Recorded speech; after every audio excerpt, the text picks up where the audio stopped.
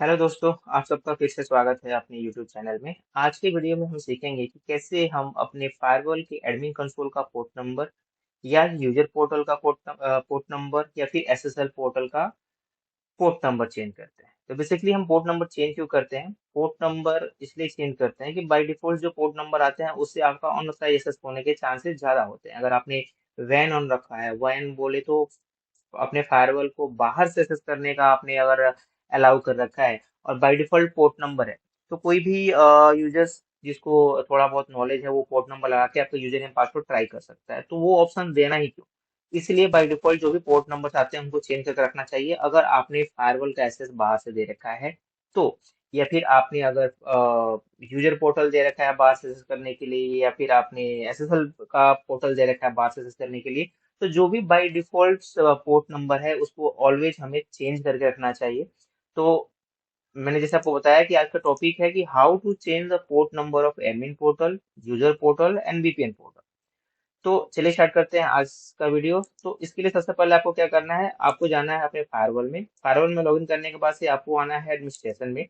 Administration में आने के बाद से आपको आना है एडमिन एंड यूजर सेटिंग में, right. Admin and user setting में जब आप आएंगे तो आपको देखेंगे यहाँ पे कि admin console and in user interactions जो का एक टैब है, इसमें आपको एडमिन कंसोल एचटीटीपीएस का पोर्ट नंबर दिया हुआ है, एच यूजर पोर्टल का पोर्ट नंबर दिया हुआ है एंड वीपीएन पोर्टल का पोर्ट नंबर दिया हुआ है। ठीक है। तो अभी आप देख रहे हैं कि ये बाय डिफॉल्ट पोर्ट नंबर है 4x4। मेरा फायरवॉल उसी से है। ठीक है। बेसिकली मैंने वैन का एक्सेस नहीं दे रखा है किसी को, तो मेरे को कोई प्रॉब्लम नहीं है। बट अगर आपने दिया हुआ तो आपको पोर्ट नंबर चेंज करना चाहिए। उससे बाय डिफॉल्ट भी लोग चेंज करके रखते हैं। तो जैसे कि मैं वीपीएन पोर्टल की बात करूं कि ये 443 है। ठीक है।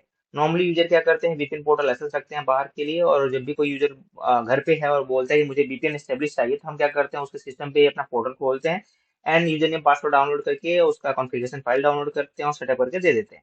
तो बेसिकली क्या है कि अगर बाय डिफॉल्ट किसी को कोड नंबर पता है तो वो खुद ट्राई कर सकता है, और जिससे आपका फायरवॉल में अनऑथराइज एक्सेस होने की संभावनाएं ज्यादा है। तो हमें क्या करना चाहिए, हमें ऑलवेज पोर्ट नंबर को चेंज करना चाहिए। तो अभी आप देख रहे हैं 443 is also HTTPS by default port. तो अभी मैं आपको जैसे करके दिखाता हूँ कि एचटीटीपीएस, ये मेरा एसएसएल वीपीएन का पोर्ट नंबर, मैं आपको पोर्टल एक्सेस करके दिखा रहा हूँ। तो आप देखेंगे यहाँ पे वीपीएन पोर्टल। ठीक है। यहाँ भी अगर आप देखेंगे तो यहाँ पे आपको क्या दिखेगा, ये वीपीएन पोर्टल का है। लेकिन अगर मैं इसको, अभी मैंने कोई पोर्ट नंबर नहीं लगाया है बिकॉज ये एचटीटीपीएस का बाय डिफॉल्ट पोर्ट नंबर लेके और अब मेरा पेज ओपन कर रहा है। Now I am going to change here 44 की जगह पे 443 की जगह पे 445। इसको अप्लाई किया, ये आपको श्योर पूछता है, आपको यस करना है। नाउ अगर मैं इसको रिफ्रेश करूंगा तो मुझे वीपीएन पोर्ट नंबर नहीं मिलेगा। ठीक है। यानी ये मेरा एक्सेस होना बंद हो गया है बिकॉज मैंने पोर्ट नंबर चेंज कर दिया।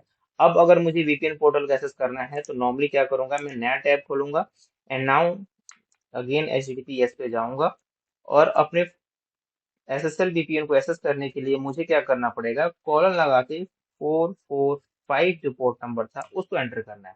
एंटर करते ही मेरा वीपीएन यूजर का पोर्टल जो है वो खुल जाएगा। सेम फॉर द आपका यूजर पोर्टल के लिए 443, एंड सेम फॉर द आपका एडमिन पोर्टल के लिए। ठीक है। तो इसको बेसिकली चेंज करना भी इसलिए भी जरूरी है कि ये हार्डनिंग में आता है। हार्डनिंग बोले तो सिक्योरिटी में आता है। आप अपना फायरवॉल का जैसे admin by default password change करके रखते हैं, वैसे ही हमें जब भी हम कॉन्फ़िगर करते हैं फायरवॉल को, तो हमें अपना जो बाय डिफॉल्ट पोर्ट नंबर है एडमिन कंसोल का और या फिर यूजर पोर्टल का और वीपीएन पोर्टल का, इनको चेंज करके रखना चाहिए। इससे क्या होता है कि हमारी जो फायरवॉल की सिक्योरिटी है उसकी लेवल काफी बढ़ जाती है, वो काफी अच्छे से सिक्योर हो जाता है और कोई भी अनऑथराइज एक्सेस हमारे फायरवॉल को एक्सेस नहीं कर पाता है। ठीक है। तो आप ट्राई करके देखिएगा। कोई इश्यू हो तो प्लीज आप मुझे कमेंट बॉक्स में आप अपना कमेंट कर सकते हैं। अगर आपको मेरी वीडियो पसंद आ रही हो तो प्लीज लाइक और कमेंट करना बिल्कुल ना भूलें।